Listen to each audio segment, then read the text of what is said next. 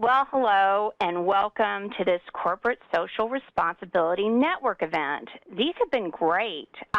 This call is going to be like the others. It's an hour in duration, and we will record it. So if you want to share this with your peers or your organization, you're welcome to do that. Also, you'll have more details and contact information on our speaker at the end of it. We've had him put in his email, and you'll be able to reach him.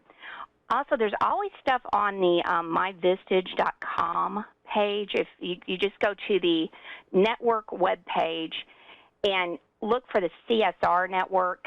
So if you're not already on it, take 20 seconds and go to myvistage.com and sign up for Corporate Responsibility Network. So today is a topic that I was not aware of.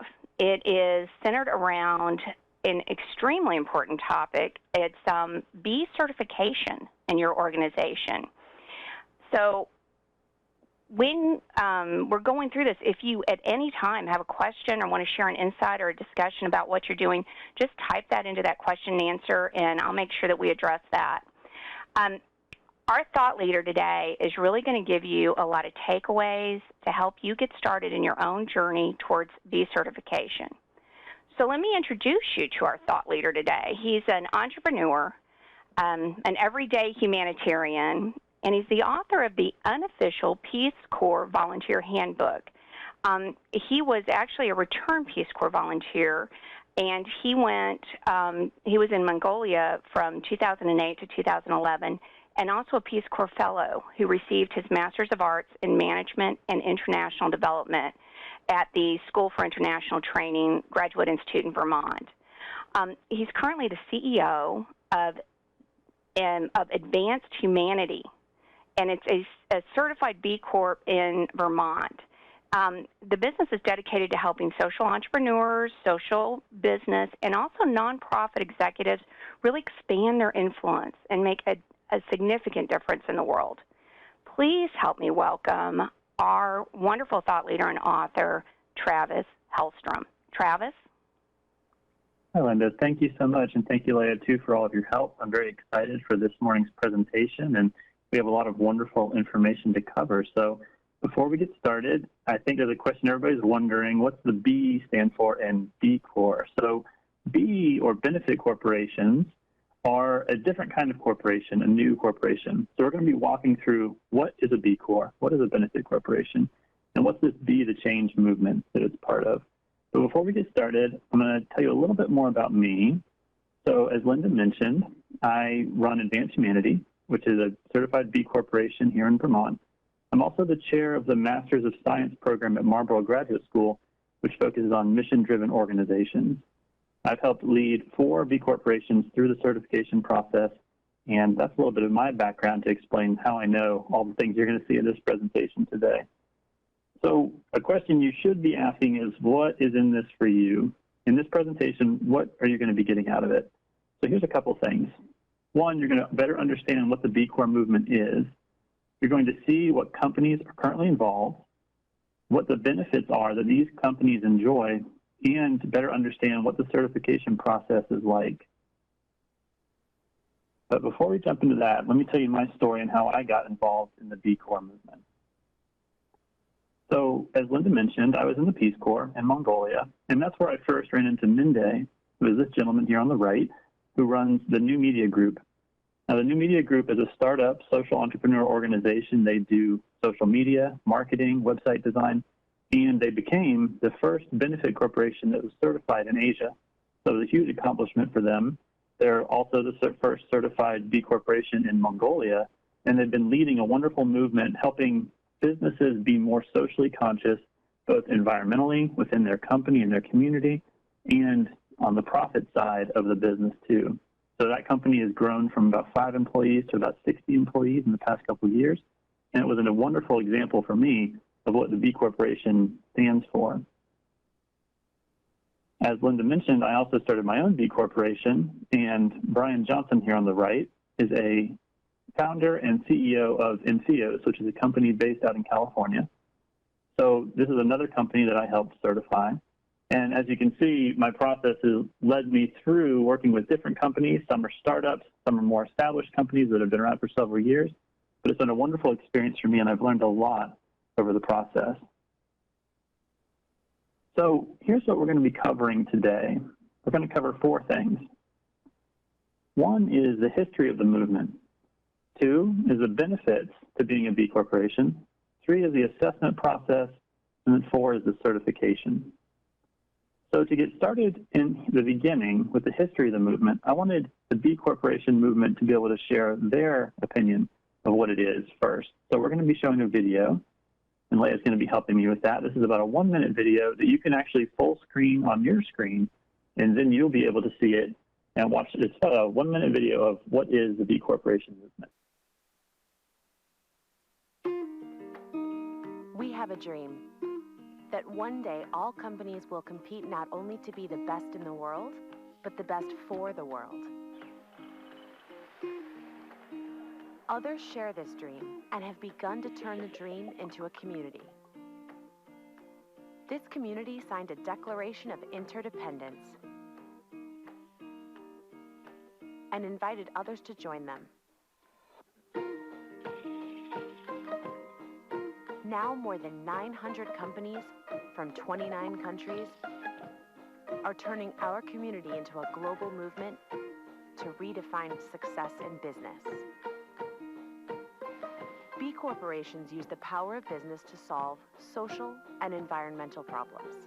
An eyewear company that disrupts an industry and serves the poor. A food service company that serves over 1 million meals to low-income public school students every week.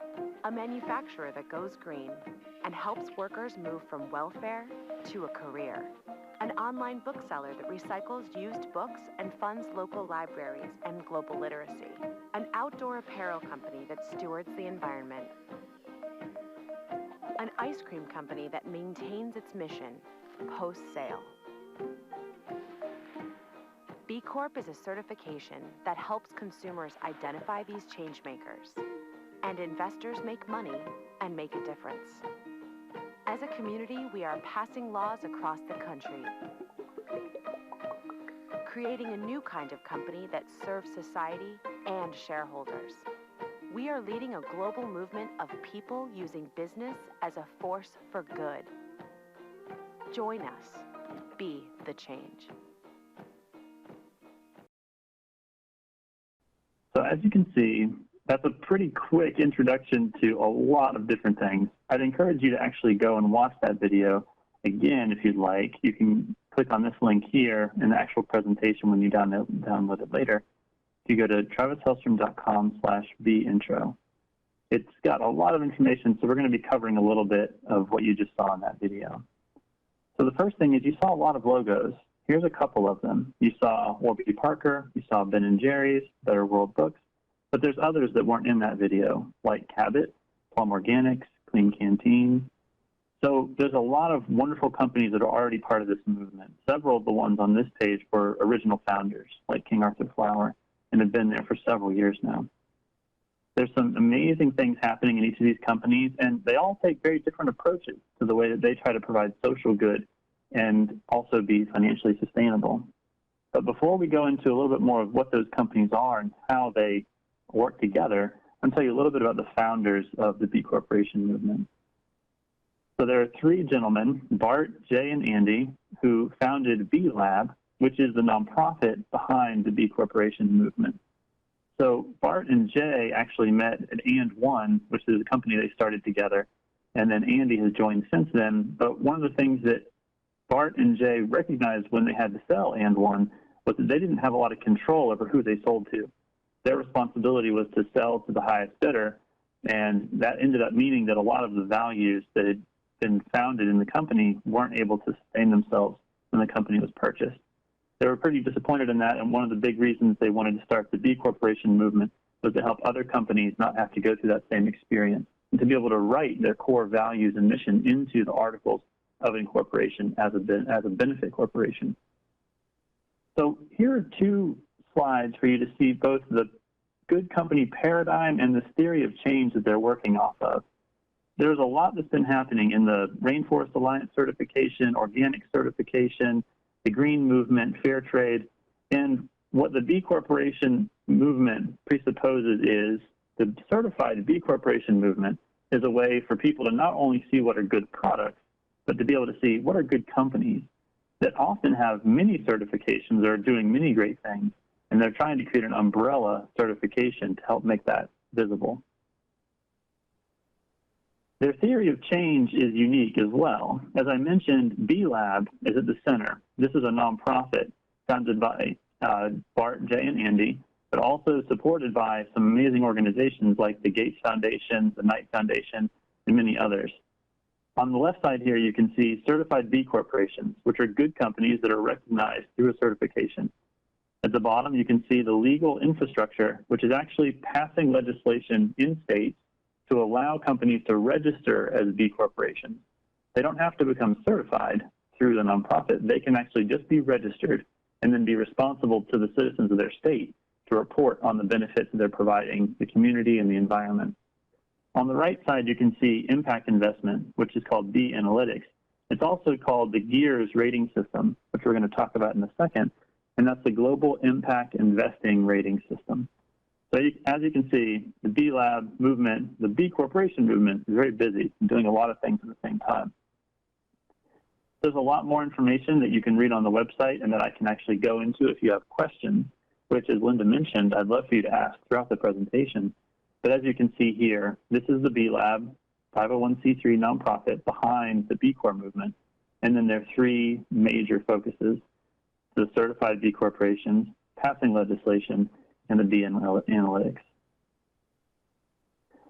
As you also saw in the video, there's something they call the Declaration of Interdependence, and this was started right at the very beginning. So this is a pretty interesting document. I think it'd be wonderful for you to go and read it. I know it's kind of small to see here, but the basic idea is that the companies involved want to be the change they want to see in the world, and they believe the businesses shouldn't only try to be the best in the world, they should try to be the best for the world. Well, and I like that second line. Wait, go back. I like that second line a lot, that all business ought to be conducted as if people in place mattered. I mean, that's a lot of reason why a lot of our Vistage members have kept the companies the size they are and done things, you know, even left big companies, is because they thought the people in place mattered. So, yeah, well, thank you for mentioning that, Linda. Yeah. That's so true. And another thing to mention here is that a lot of companies are already doing this amazing work, and the B Corporation movement really wants to recognize that. They're not saying that you should do anything differently than you're doing necessarily, but it's a way to recognize that there already are amazing companies, like you just mentioned, that are already involved in Vistage, that already believe these things. Mm-hmm. That's a great point. On the next slide, I want to show you a little bit more about how the legislation is working. If you're in one of these states that's red, you may have already noticed that there is legislation that's gone through in your state to allow a company to register or re-register as a benefit corporation. So as I mentioned before, it changes what the company is legally obligated to do in the case of potentially a buyout, in the case of just continuing to operate. So it's a very interesting thing that's happening. And even in these gray states that are still working on the legislation going through, some of them already have actually taken on the new B Corporation legislation. So these are options that are available to companies in those states. Here are some dates to see actually compared back to what I've said. So B Lab was founded in 2006. In the beginning, there were 20 founders. By 2 years later, by the time they had their first retreat, there were already 100 B Corps. Then 2 years after that, up to 500. The first legislation went through in the first state. I believe it was Delaware. And then in 2012, there were 800 B Corps, and it started to expand to other countries. At this time, this is where Mongolia actually comes in. 2011 is when New Media Group was certified in Mongolia. So between 2012 and 2015, over 1,000 B Corps have become certified. And at this current count today, it's 1,414 certified B corporations, 42 countries, and 130 industries. So before we talk about how certification works and the assessment process to become a B corporation, let's talk a little bit about the benefits. Why would a company want to be a B Corp? So there are a lot of things for us to consider. As we mentioned before, this is very much an idealistic mission. companies that are part of this really believe in the values of people using business as a force for good. So behind that collective vision, that is where the movement started. But here are some more practical things that you can consider that companies are benefiting from being part of this movement. Respected colleagues in the movement, collaborative advertisement, product differentiation, growing press coverage, growing investments, research highlighting B Corps, attracting talent, growing worldwide recognition, and annual Best for the World report. Let's dive into each of these. On the respected colleagues, you can see up here that a lot of these companies are companies you already know about and maybe already admire and are trying to emulate in your own business. On the collaborative advertisement, here are some examples. You can see in the background in these grocery stores and in these just convenience stores that these companies have banded together to advertise the fact that they're all benefit corporations. Here's another example of Ben & Jerry's and New Belgium working together. And another grocery chain kind of working together with Preserve and several other companies. And you may have even noticed some of these advertisements in Time magazine or in newspapers. This is product differentiation that is very clean and very easy to see. This is with Cabot and the type of difference that they're making in their owned owner-operated business. Here's King Arthur Flour. They're also 100% employee-owned. They've done some amazing work. They're just 20 minutes down the road from me here in Vermont, and they're an amazing company to watch. Lastly, here's Preserve, who does some wonderful things, recycling all kinds of different products to create toothbrushes, pencils, and much more.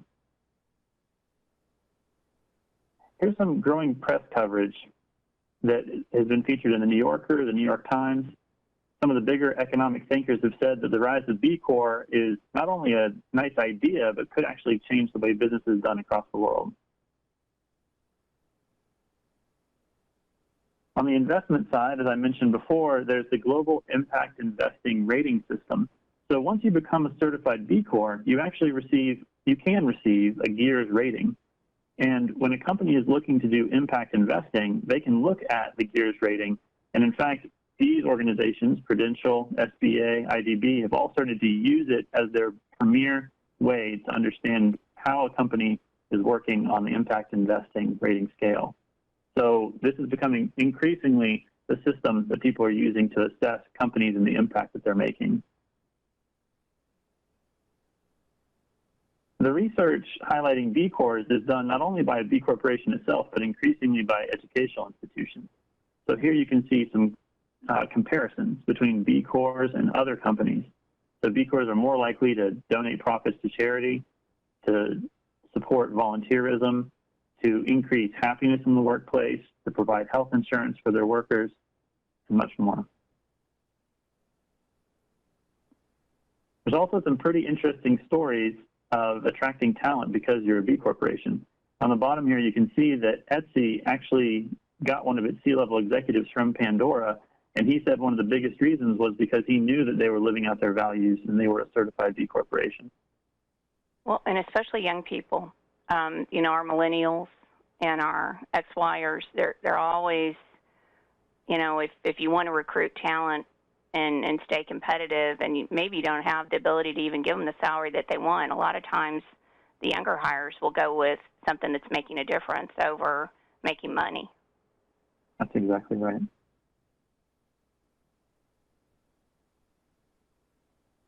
Here we have a picture of some of the B Corps around the world. One of the things I loved about this picture is that you can actually see New Media Group up there in the top right where Mongolia is. And this is a picture that comes from B-Lab itself at one of their retreats.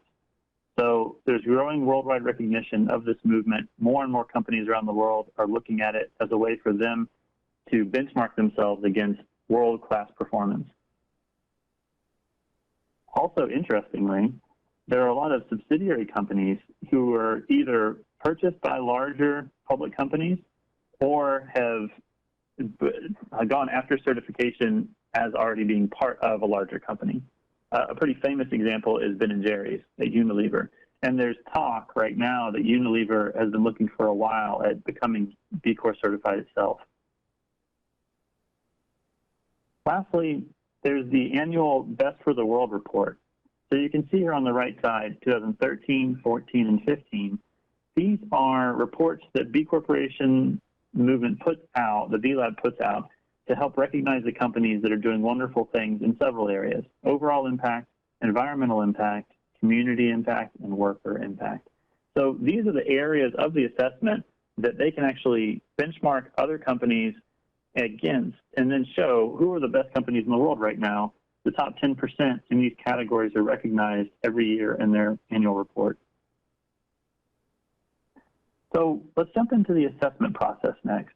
What does it mean to become a B Corporation, and how do you prove the kind of things that you're up to? This is the page that you go to when you do a quick Google search for B Impact Investment, or go to bcorporation.net, and you're going to see two options. One on the left side is a snapshot, a 20-minute quick impact assessment, and on the right side, a more full picture, which could take up to 90 minutes to go through. So I'm going to jump into both of them a little bit so you can see what they look like. But before we do that, let me show you a little bit of what we're looking at when you finish the assessment.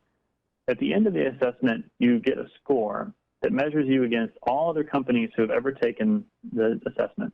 Currently, I believe 40,000 companies have taken the assessment. It's completely confidential. So unless you become certified, there's no need to put the report out there publicly. If you are certified, though, your reports are available publicly on the website. So you can actually go right now and see Patagonia's, King Arthur Flowers, and everyone who's certified. But as you can see from this graph, this is actually the layout of companies that have taken the assessment. If you're at the 80-point mark, and the points go up to 200, then you can become certified after the 80-point mark. So what does the assessment cover? Well, it covers a couple things: governance, workers, community, environment, and your business model, specifically your impact business model. So as you can see from these definitions here, these are pretty detailed, and inside the assessment, it gets pretty detailed.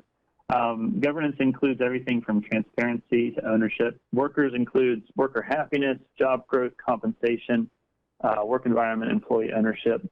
This interesting side of the impact business model is, what kind of impact are you making on the world? Not only in your community, in your environment, but your services, the way that you hire, the types of differences that you're trying to make in the world. How is your business purpose-driven, and can you demonstrate that? So these are the areas the assessment is broken down into. First, let's look at the quick assessment. This is the one that's very quick, about 20 minutes, and it gives you a pretty quick look at what your score is probably going to be when you go into the more full assessment. You can see it's a pretty simple layout. It's asking pretty simple questions.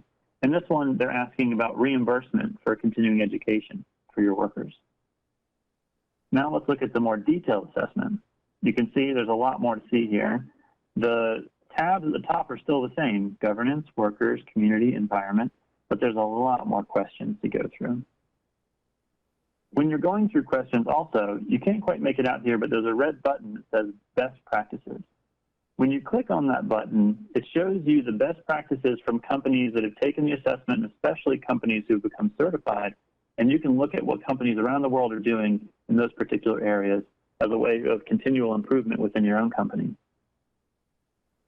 At the end of the assessment, you'll have a readout like this. Here's Patagonia's, which you can find on their website right now. So on the left side of the column, company score, you can see their overall B score is 116. And the median score for other companies is coming right out at 80.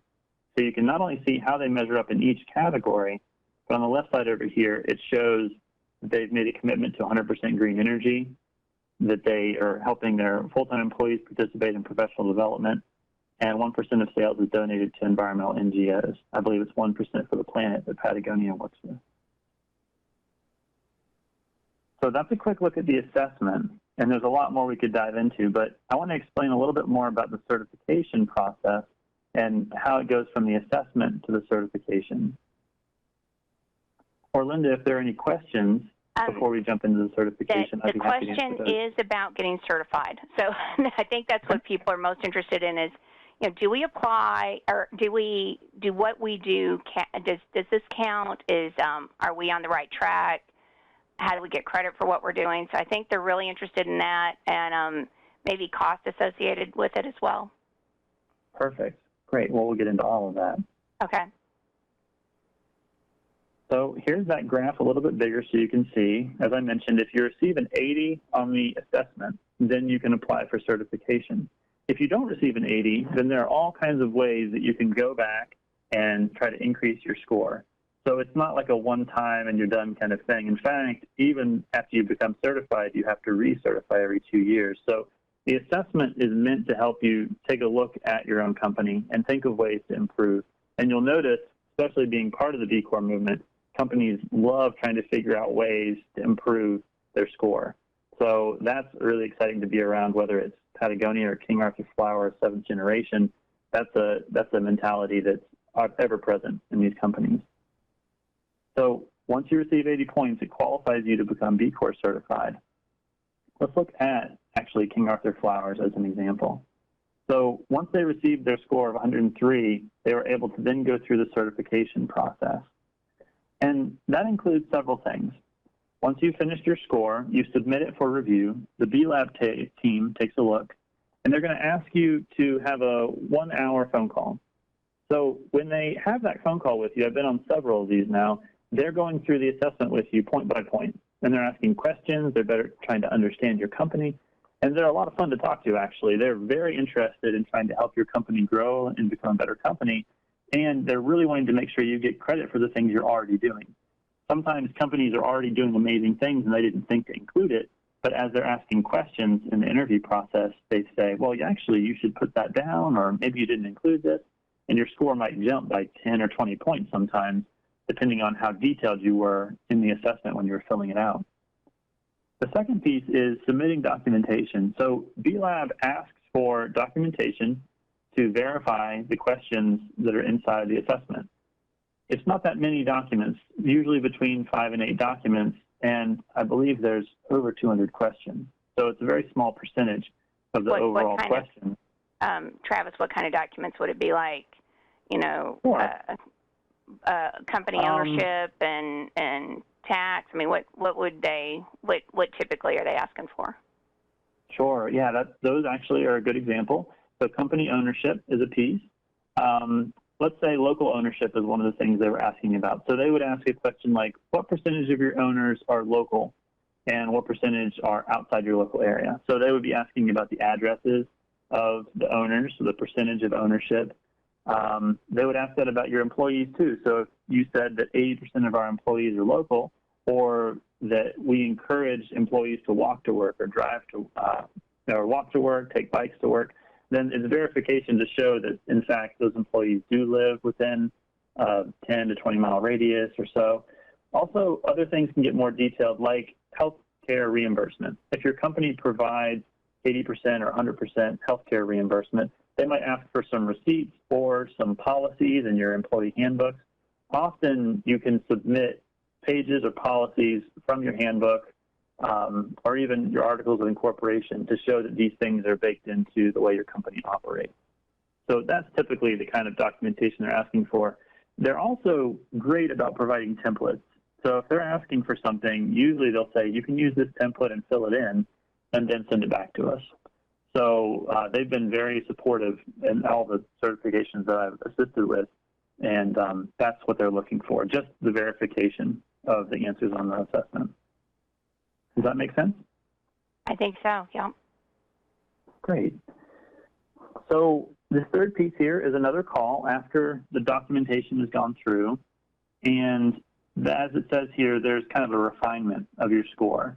So it gets pretty nitty-gritty, which is actually a really good thing because it helps you understand all these different ways that you can improve your company, and that's the intention behind the certification. It's not only to become certified, but to become better and better and better as a company.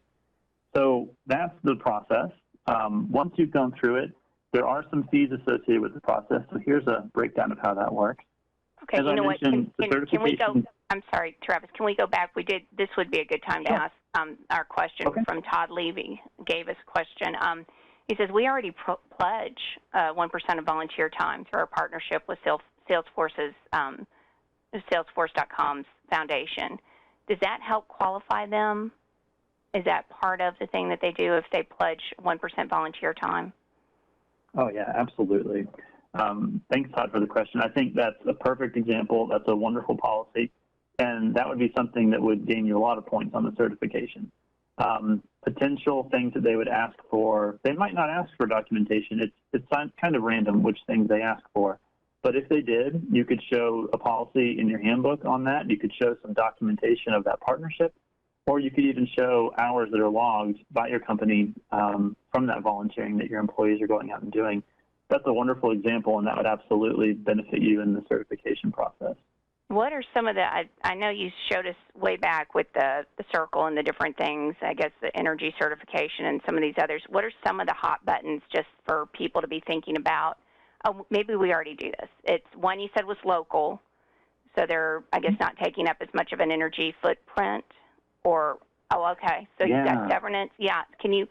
So under some of these, can you just give us some things that you've just seen that are highlights that you said, oh, yeah, maybe I hadn't thought of that, or maybe most businesses don't realize that they could do this instead of that? Is there something along those lines?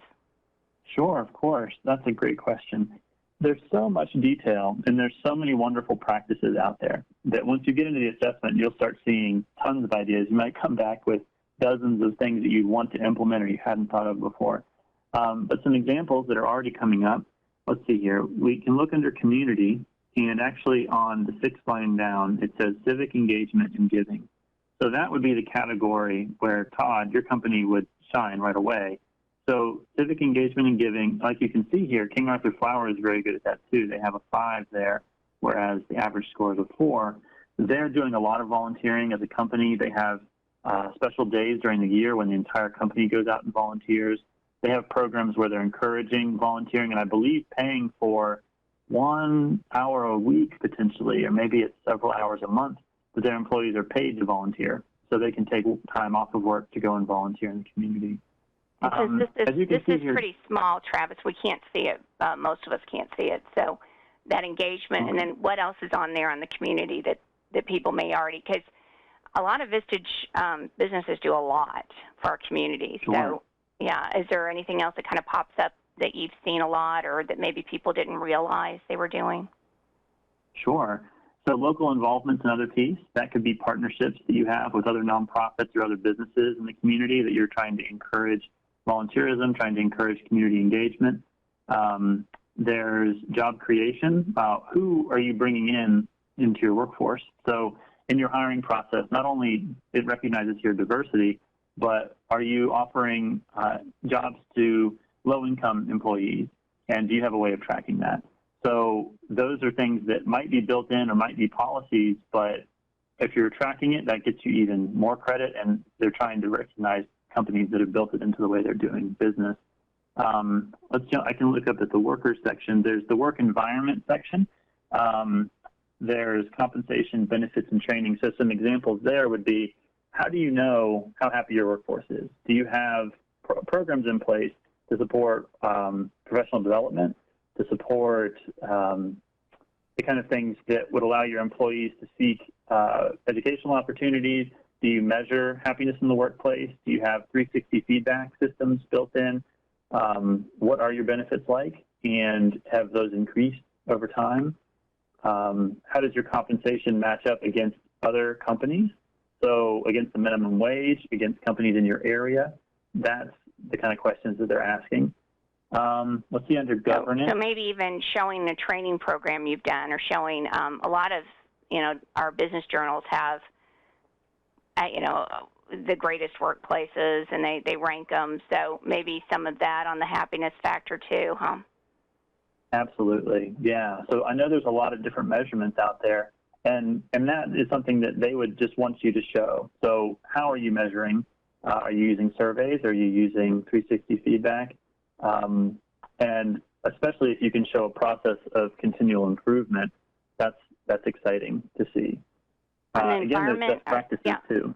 Yeah, on the environment, are there any best practices that people adopt? Are they, I would think recycling, or what do you see? Right. Environment can include, at the very largest level, your building. Is it LEED certified? What kind of energy are you using in your facility? Are you preferring to use green energy? As you just mentioned, recycling, absolutely. Is there a recycling program in your building? Have you even championed recycling in your community? If you're leading the way in your community and encouraging policy changes at the local or regional level and even national level, then they recognize that as well. What kind of light bulbs do you use? What kind of toilets do you have? Low flush toilets? Do you have water conservation programs in place? It's pretty detailed, and if you as a company are looking at these things, they will allow you to get as detailed as you want to get to explain the types of things you have in place. And some companies really shine in one area over another. So Patagonia's, I think I can actually go back to Patagonia's, and you can see their environmental score is very high, extremely high. 100%. And that's because that's one of the things they're really focusing on. King Arthur Flour has a much higher score, I believe, on the worker side and the customer side, because they're employee-owned. They have a lot of policies in place to focus on that. So it really is an opportunity for you as a company to shine and say, this is where we are really doing amazing things and where we're putting all of our energy. And let's see if there's anything else to mention. On the governance side, that can be on the transparency of how much do you share with your employees? Do you open up your books so that your employees can see, or even the public can see your books? Or what is your governance like at the highest level? Do you have independent people on your board who are coming in from the community to show that you have stakeholders in the community and that you listen to them? Do you have open feedback systems so that customers can share feedback? And is that feedback available to the public? So is it 100% open, or is it just easy for people to share feedback with your company? So there's kind of levels as a spectrum on each of these, that you can be somewhere on the spectrum, and that's great. Or you can think, well, actually, we could go further on this and really be a shining example on this particular area. Right. Are there any other questions, Linda? Not right now, but I'm sure some others will come up. So I think you were going on to the cost before I stopped you. Okay, great. Yep, absolutely. So as I mentioned, the certification's for 2 years, at which point you would recertify. A lot of companies are now taking the assessment every year just to keep up on it. There are on-site reviews, so 10% of certified B Corps are selected randomly, and then there's an audit done, an on-site review of, again, all the questions that you had answered, and they come in and verify those answers. Here's the certification fee structure. So if you're under $500,000 a year in revenue, it's a $500 fee. Then it goes up from there. And if you're at the $1 billion mark, it's $50,000 and above. And that's where you can actually talk with the B Corporation, with B Lab, and they'll be able to talk through what the number would actually be for your company. But this is the basic fee structure. And any cost for the assessment or just for the certification? That's a great question. The assessment is completely free. It's free and available online to anyone. And actually, a lot of companies, organizations that aren't companies, have taken it. Nonprofits, educational institutions. It's becoming the go-to assessment for understanding your impact and the way you're operating as an organization. So, again, it's all confidential. Over 40,000 organizations have used it. And they do keep track of the information on their end, but they never give out any of that information to anyone else. Right. So over 40,000 have taken it, but only 1,400 and something have actually qualified to do it. To become certified. Wow. Exactly. Got it. Yeah, great. All right. So one last piece here that I'll explain before we jump into questions is there's a great book called the B Corps Handbook, and it's written by a friend of mine and a wonderful champion of the B Corps movement named Brian Honeyman. And this is a great book that is out there. You can find right now on Amazon. And here's an example of Ben & Jerry's right here in Vermont. And not only their score, but a lot more detail about how they became a B Corps, what it was like to sell the idea to the company, what are the benefits that they get from the certification, and so on and so forth. The book is full of answers from some of the best companies around the world, and it gives you a great inside look into what the process is like. A lot of what we've covered here is right here in this book, And you can also watch an interview that I did with Ryan for free on my website. So you can go to TravisHellstrom.com/Ryan and see about a 1-hour interview that I went through with him. And he, again, details a lot of the information that's in the book, but I'd highly recommend you go and check it out. If you enjoyed this presentation, then you're probably going to love the book. So there's a lot more detail, a lot more to jump into. But he's a great guy. It's a great interview, and I'd encourage you to check that out.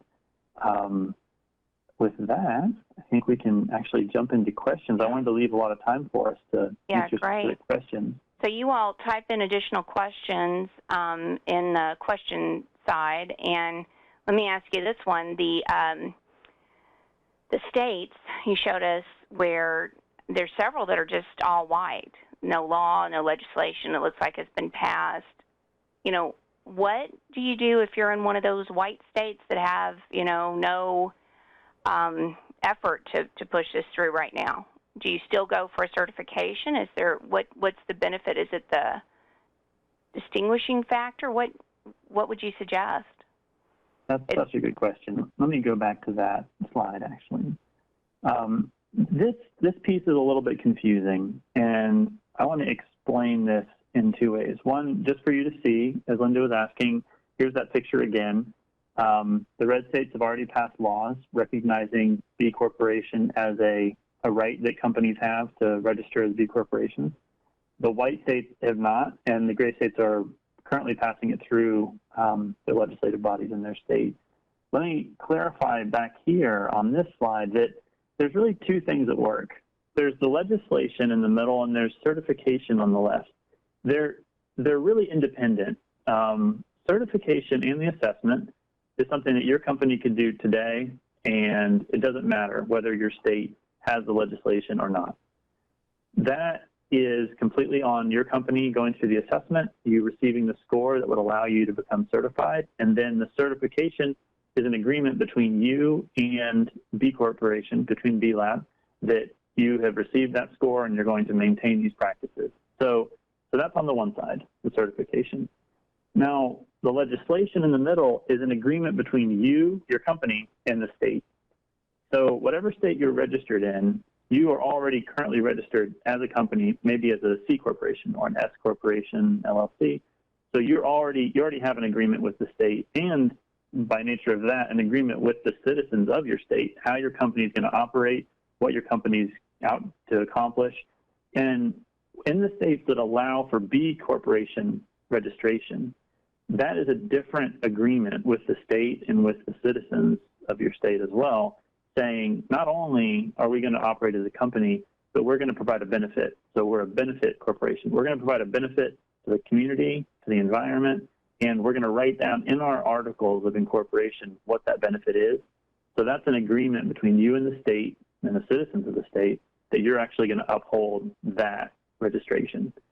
So they're really 2 different things. The only time they really cross over are in this one case, that if you become certified, you have to also become a registered B corporation if it's possible in your state within 5 years. So that is B Corporation, B Lab, trying to encourage companies to not only be certified, but to also have that agreement with their state and with their citizens of their state that they're actually going to follow through on that and re-register as a B Corporation. I know it's pretty technical, and I know it's a little confusing. There's a lot more detail on the website if you want to get into it, but I hope that makes sense. So you can stick your toe in the water without being fully certified, and you can say we're making the drive to do this. We're working with intention, and we are going to provide benefits. And maybe you can't check all the boxes yet, but you're working on it, and you say, I'm going to make a promise to my community to do this. So even if your state doesn't quite have that legislation to help you out, you can still show people you're trying. That's exactly right. And that was really the reason that they started the entire movement. So we can kind of look at this picture, that there are companies all along the spectrum. So good, great, outstanding, extraordinary. And if you're a good company trying to become great and still you haven't received an 80 on the impact score, that's perfectly fine. Several companies that you actually saw their logos up did not become certified in the first year or two after taking the assessment. They had to make a lot of changes internally. They had to make a lot of commitments, and it takes a while. In some cases, especially if you're employee-owned, it's going to take your entire company agreeing on this before you even make that change. So B-Lab recognizes that, and they want to encourage all businesses to try to be forces for good and to recognize that. I like the analogy you used. I think that's exactly right. You can kind of step into the water and feel it out and make these little steps, and that is awesome. That's perfect. And then over time, you can take the assessment, you can look into certification, into registration. It's better to look at it as a journey, and that's the way I look at it with all the companies that I've been involved in too. And the B Corp certification isn't the end either. There's this idea of, can we increase our score? Can we think of new and creative ways to be a better company? To go from great to outstanding and from outstanding to extraordinary. I think it's a wonderful journey, and it's a great perspective to have. Right. And so, Travis, a company like yours, what do you all do? You walk people through the process? What is your job? That's a great question. So I actually have a slide up here. So I love working with social entrepreneurs in particular, which often they're working on social businesses. But in some cases, I have actually an extra slide. I wasn't sure if we'd get to it, but let me throw that up here. Here's a pretty interesting way of looking at traditional business and charities on the spectrum. And for a long time, there were really just the two sides. There was charity, nonprofit, and there was pure commercial enterprise. But over time, we really have evolved to have charities that have an enterprising arm, or nonprofits that are very business-minded, cooperative, actually. Then there's social purpose businesses, socially responsible businesses, and businesses that give a portion of profits to charity. So you can kind of see on the spectrum that there's a lot happening in the world.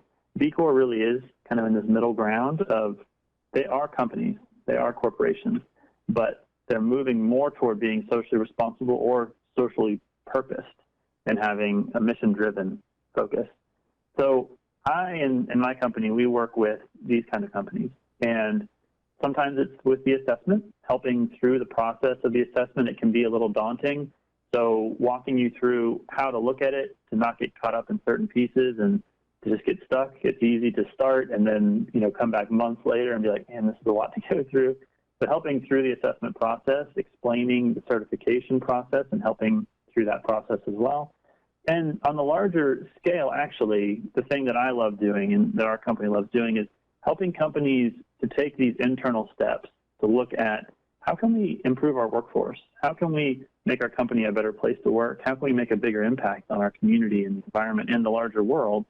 And that's a longer process. That's not just the assessment. That's using that assessment as a tool, but then looking at the company as a whole and doing creative things to move in that positive direction. So that's the kind of work that we love doing, and that's one reason I was excited also to tell everybody you can reach out to me anytime. I'd love to have those conversations and see any way I can be helpful.